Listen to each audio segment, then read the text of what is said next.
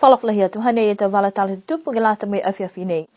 Ka mata e tau whakahoho ke lata moe taua mana kianga mai taha whakaholoanga whakawhiawhia koe kai niue ke mahina ha o ke tapa. Kua lima e tatangata ngā hua ke he tau lewi kianga mai uta ke heanga tau kau ke langmatai ke whala ngā hua he motu. Amana ke whaihi kianga ke he tau puhala wakalele ke mahina ha Novema. Kua manaka niue ke whakamatapatu ai e taha wheua festivalo ke lata moe tau manakai ke mahina ha o ke tapa. Koe whakaholoanga nei ne kua kau plataha ai e Chamber of Commerce, taonga niue, whahi whenonga e vaewa, moe Ministry of Social Services ha koe tamanaka e whakatawhonu ke kumi puhala ke whakahoho he tu tangata whenonga e vaewa ke o mai ke motu. Koe tā puhala nei whakatawhonu ke whakaholo ki mua whoki e te puhala mua tupe he motu, moe whai whakaholoanga ni kua kehe.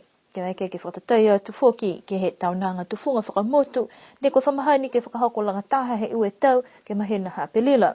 Koe taunanga kai niue, kua amanaki ke whakahoko he mahina ha ke tapa, ke tōru e aho, mai he aho tōru ke he aho ono. Si tō kehe i whoki tō wheua ne kua amanaki whakamutapatu ai ke he motu. Koe whakatoka he chamber ke lata, mai tōru e mahina nei ne hangaua tu ki ai, ke whai whakaholoanga, whakahoho, whakamua, kua minaki ke hai ai e taha whakaholoanga ke kumi taha logo ke whakamutapatu aki e taunanga kai niue. Tō hai ai whoki e taha whakatokaanga moe aonga tukulunga ke kauwhalataha e tō whanau ke taha whetoko tunu kai o Junior Master Chef. Si hai ai whoki e taha vihanga e tausi tō kai niue ne kua mahuinga lahi ke he motu ka hawhangi ai ke tō tangata usi. Hai ai whoki e tau whakatokaanga he chamber ke tuku ai e tau whakailoanga hanga o ia ke he tau whakailoanga ke he tau whahi taputaki taha ke halo tūru websites pia i whoki ni mai lau Facebook ke mai ke he tau tangata he motu pia ni mo lau tūru ne kua nonowhai ke tau mutu kehe ke iloa ko hingo i tau mina kianga mai motu. Koe manako ke mai ke ai ke tokolonga e tau tangata ka whenonga mai papuaki mai tau whewa nei si hai ai whoki e tau palepali mitaki halo tūru ke whetoku ki ai.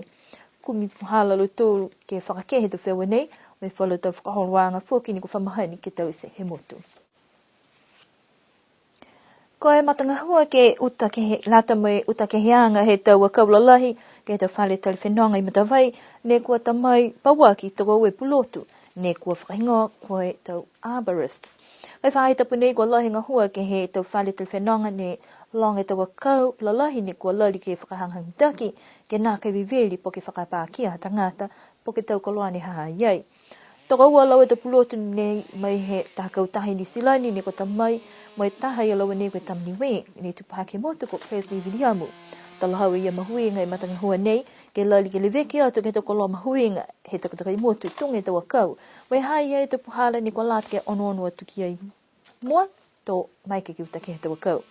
Koe ngā hua uka kai pehea ia mahuinga e tau a kau ke he whakafufufuala he motu ma nā kai lata ke mō whakahanoa kai hai ia e tau puhala haku ni kua lata ke tau seaki. Koe taha matakawi ke he wahalotu i alufta ke lau ke hoko ati makefu whoki ni ki sia lahi he malona he tau a kau ke he tau kau puhala tu ne kua poka hefu ai he tau awhi mamatha. Koe ngā hua ia ni ko tau se whahinga si rolo he whahinga hua papiliki. Koe taha halo tūla tau ngā hua ni ko whakatoka he whakatuwhono. Tala haua he takita ke whahinga papiliki koe halo tūla tau lalianga ke uta ke he tau a kau moe tau la a kau ke lata mai puipuyanga he tau tangata ne kua whakaonga he tau puhala tu. Ha koe whalu le kua ka eke ke viveri ai e tau a kau. Kai pe he mai a Presley koe hana manako ke langmatai ke he motu ke mai ke whakaonga ngaho ke hoko mai ke he motu ke whakaku atu ke he whalu e tau puhala mitaki ke uta ke he melewe ki aki e tau a kau. Koe taha meana nini ko manako i e ki tūtalo mai whakatawhono mai tau mutakau kehe ne kua mai ke langmatai ke lewe ki anga ke tau wauhi mai tau a kau he motu.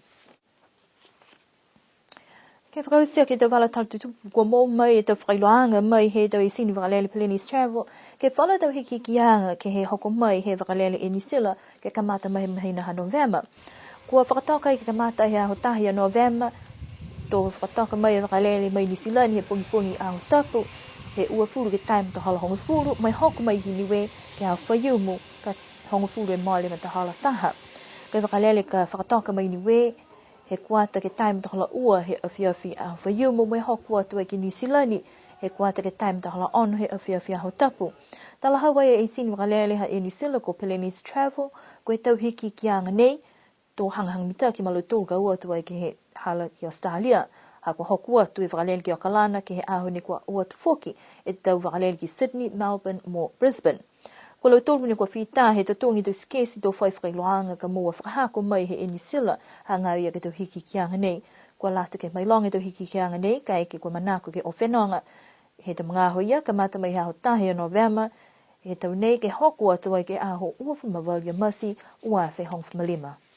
Whakawisi mai hina e tau walatala tutupu ke lata i mua whapnea mana ki ke liriu ke whirewea pehenei fōki ke whai tap ka hau ki am nuine e o kio ke hatap ne hangau te kiai ko hingoa ni tau whewa ni kua amnaki kiai ke na nofam he mawhala. Na nofam ni ne po tu liriu ke whirewea.